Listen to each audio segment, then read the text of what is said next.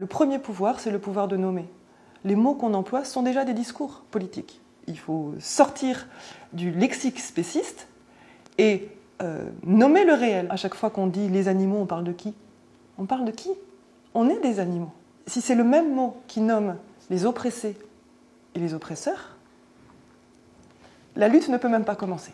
Souvent précise, oui, les animaux non humains. Donc on commence par les définir par la négative. Ils ne sont pas non quelque chose.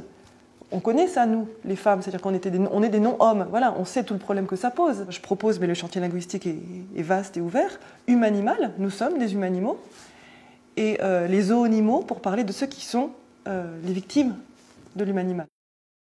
Élevage. Comment combattre l'élevage? Comment demander l'abolition de l'élevage avec un terme qui nomme si mal ce qu'il fait? Ça parle bien des naissances, mais on dit élever un enfant. On ne parle pas d'élevage pour les enfants, on sent qu'on a bifurqué sur l'éducation. Je propose une extermination, c'est-à-dire toujours avec ce suffixe « n » en fait, qui est posé pour parler des naissances. C'est une extermination particulière, c'est-à-dire qu'ils sont nés pour être exterminés. Ce sont des animaux esclaves, mais c'est un esclavage très particulier. On les fait naître pour les esclavagiser, donc esclaves.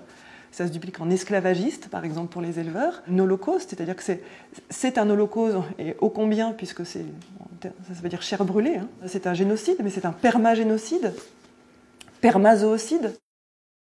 Il y a des gens qui s'offusquent sur le fait que le mot viol puisse être attribué à une vache. Un viol a une définition. Tout acte de pénétration par contrainte, menace ou surprise. Je suis désolée, mais les pratiques dites d'insémination sont du viol, au niveau factuel. Le gavage des oies, c'est du viol. C'est un acte de pénétration contraint, non? Soulevons les autres gros mots du régime du fascisme humaniste. Agriculture. Agriculture.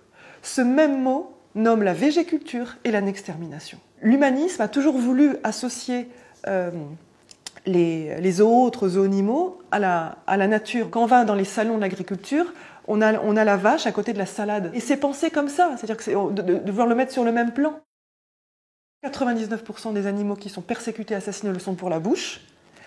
Et notre objectif, c'est l'abolition du système exterminateur. Et c'est pas l'abolition de la viande. Je suis désolée. C'est pas possible de dire comme ça. Il y a une erreur grammaticale, sémantique. On ne peut pas abolir quelque chose d'inerte. La viande, il est déjà trop tard. C'est-à-dire que c'est le corps réifié, objectifié. On n'abolit pas les chaises, enfin, ça n'a pas de sens.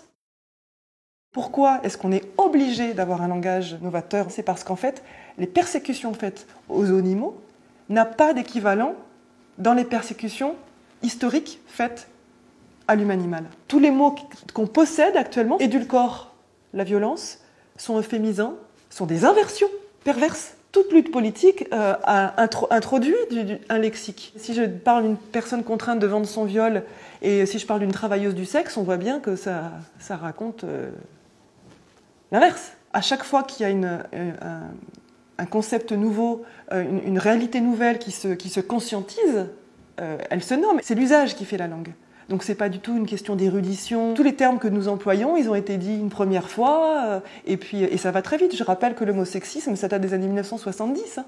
Sexisme, hein, je parle même pas de spécisme. Le terme vegan, vous le connaissiez pas il y a quelques années. C'est l'idéologie spéciste, c'est l'idéologie humaniste qui met des freins au fait de nommer les persécutions qui leur sont faites. Et il faut qu'on résiste avec ça. Quand je dis on, c'est nous animalistes. On peut gagner des décennies en nommant au plus près avec cet effort-là.